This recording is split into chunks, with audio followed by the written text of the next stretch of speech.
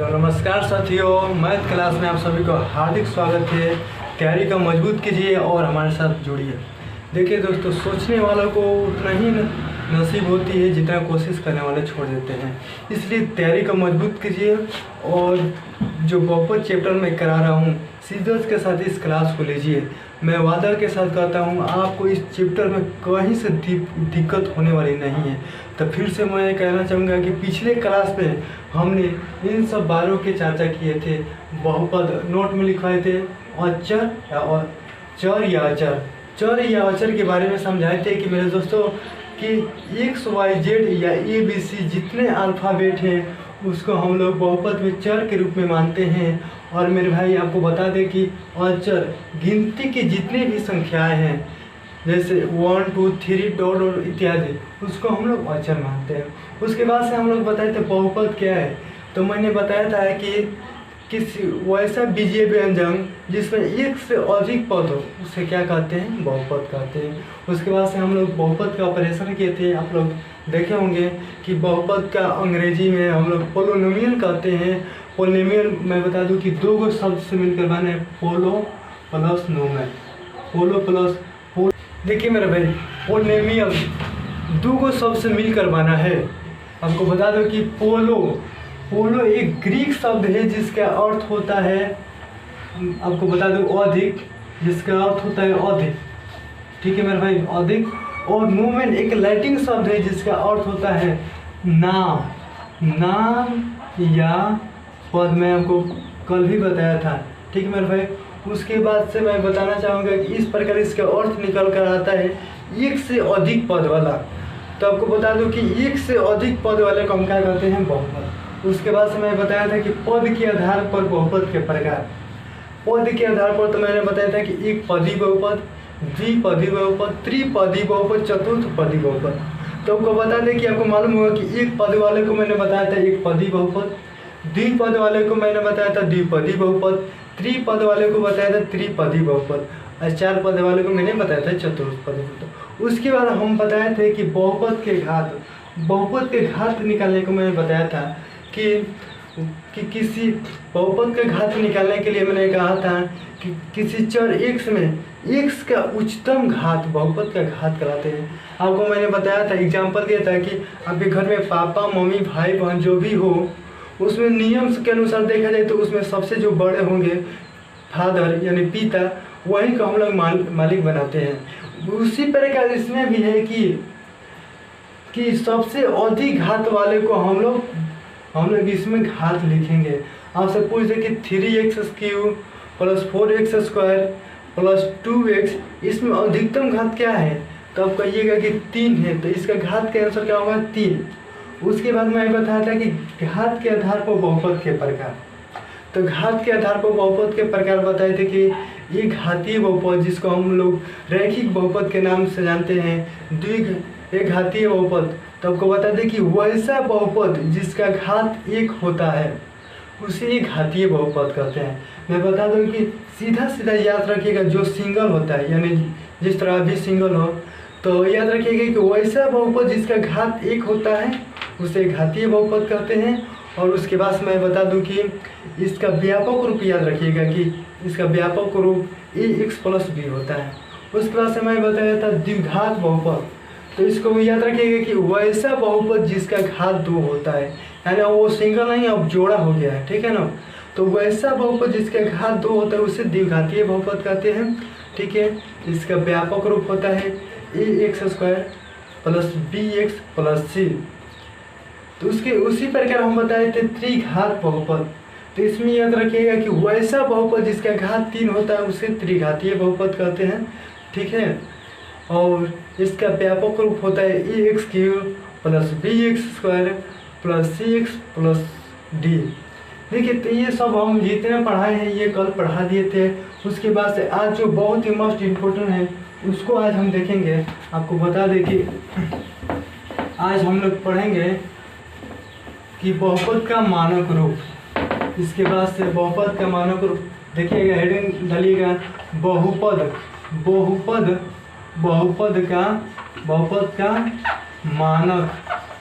का मानक रूप। आपको बता रूप, इंग्लिश लिखिएगा standard, STANDARD standard form of polynomial, POLYNOMIAL standard form of polynomial. तो भाई इसको ध्यान से समझिएगा, देखिएगा कि वैसा या लिखिएगा, इसको हटाइएगा, लिखिएगा जब किसी बहुपद को आरोही जब किसी बहुपद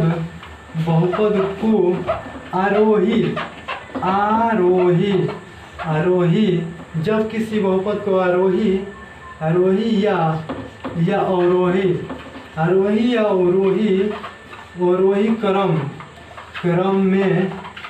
अवरोही क्रम में सजा दिया जाता है। जब किसी बहुपद को आरोही और अवरोही क्रम में सजा दिया जाता है उसे हम कहते हैं बहुपद का मानक रूप। उसे बहुपद का मानक रूप कहते हैं, उसे बहुपद का मानक रूप कहते हैं। याद रखिएगा, एग्जाम्पल से समझिएगा। एग्जाम्पल से आपको दे दिया जाए कि 3x² plus 4x minus 3x के पावर 4 प्लस 2x³ तो इसमें सबसे पहले इसको आरोही क्रम में सजाना है, तो क्या करेंगे 4x1, उसके बाद से क्या आ जाएगा 2 आ जाएगा, प्लस 3x² उसके बाद से प्लस 2x³ माइनस 3x के पावर 4।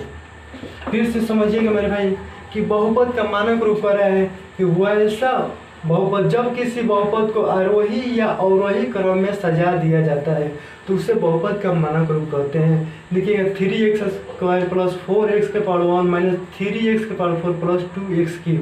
इसमें हम लोग आरोही क्रम में सजाना होते हैं, तो सबसे पहले आरोही माने क्या होता है? आरोही माने होता है कि बढ़ते क्रम, अवरोही माने होता है घटते क्रम। तो देखिए इसमें सबसे छोटा पावर कौन है? 4x के पावर 1, उसके बाद से 2 है, ठीक है, उसके बाद से 3 है, उसके बाद से सबसे बड़ा है 4 है, ठीक है। तो इसी प्रकार इसको सजा देना है। उसके बाद से चलते हैं बहुपद का शून्यक, जो बहुत ही इम्पोर्टेंट है। उसके बाद से हम सवाल करेंगे, ठीक है। देखिए बहुपद का लिखिएगा, बहुपद का शून्यक। देखिए बहुपद का शून्यक याद रखिएगा मेरे भाई कि जब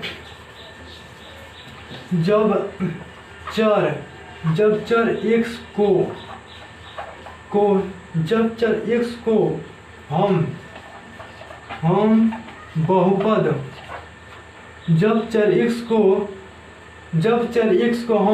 में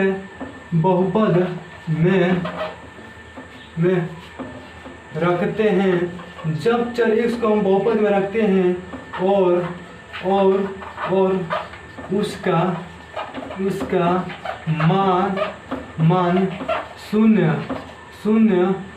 शून्य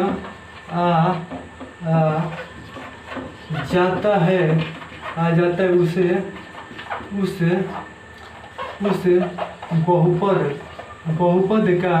बहुपद का शून्यक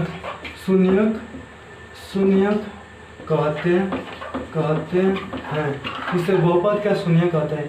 याद रखिए भाई, जब चर x का मान हम बहुपद में रखते हैं और उसका मान शून्य आ जाए तो उसे क्या कहते हैं? बहुपद का शून्यक कहते हैं। एग्जाम्पल में मेरा लिखिए, एग्जाम्पल में कि px बराबर x² माइनस 3x बराबर 4।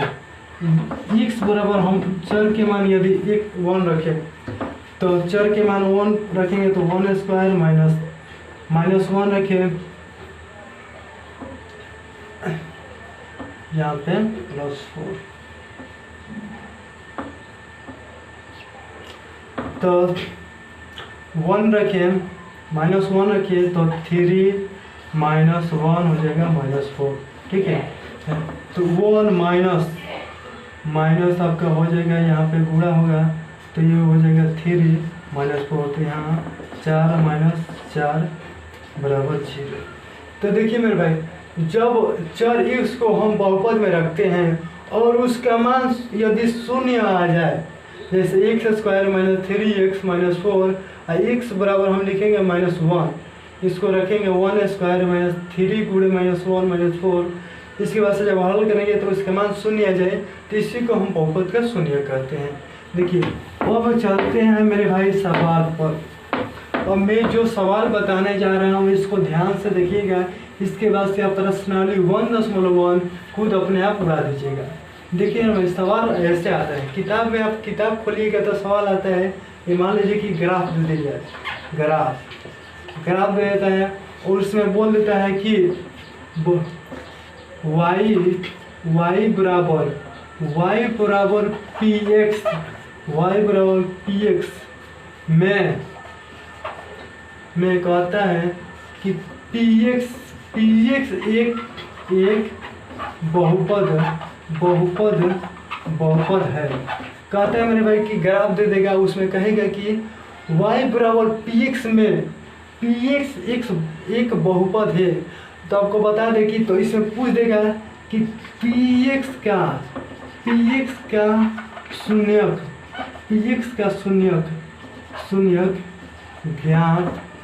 ज्ञात करें। इसके बाद से आपको ग्राफ, मान लीजिए कि आपको ग्राफ दे देगा, सवाल लिखिएगा, ग्राफ दे दीजिएगा इस तरह से ग्राफ दे दीजिएगा इस तरह से, ठीक है। ये क्वेश्चन नंबर 1 हो जाएगा। मान लीजिएगा आपको ग्राफ दे दिएगा इस तरह से। उसके बाद से कहेगा कि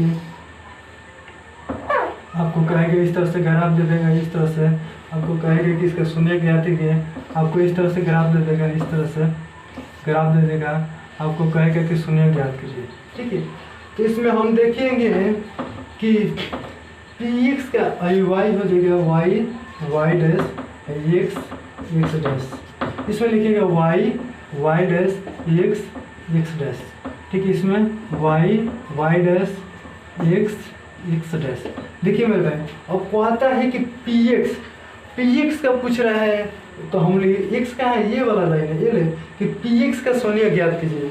तो लिखिएगा px का शून्यक px का शून्यक।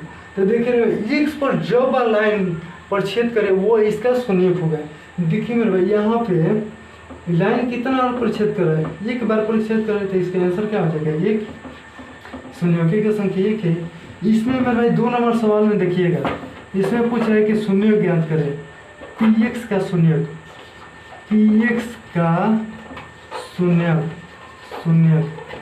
का शून्यक ज्ञात करें। तो इसमें देखिएगा x है ना है मेरे भाई, x देखिएगा x है ना है। तो इसमें देखिएगा को बार ये प्रतिशत कर रहा है, एक बार यहाँ पे कर रहा है, एक बार यहाँ पे, एक बार यहाँ पे और एक बार यहाँ पे। देखिए मेरे भाई 1 2 3 4 पर टच कर रहा है। तो इसमें शून्यकों की संख्या कितना हो जाएगी, 4। अब इसमें देखते हैं शून्यकों की संख्या इसमें देखिएगा, अब बताइएगा। इसमें देखिएगा एक यहाँ टच कर रहा है और एक यहाँ प्रतिच्छेद कर रहा है। तो इसमें आप शून्यकों की संख्या क्या हो जाएगा, 2। तो इस प्रकार किताब में जो प्रश्न आएगा बस आप देखते ही अब उड़ा दीजिएगा। तो आपको चलते हैं प्रश्नावली 2.1 में। तो देखिए अब आपको किताब दिखाएंगे और उसका पूरा सवाल आप 2 मिनट के अंदर सॉल्व कर देंगे। तो देखिए आपको किताब दिखाते हैं।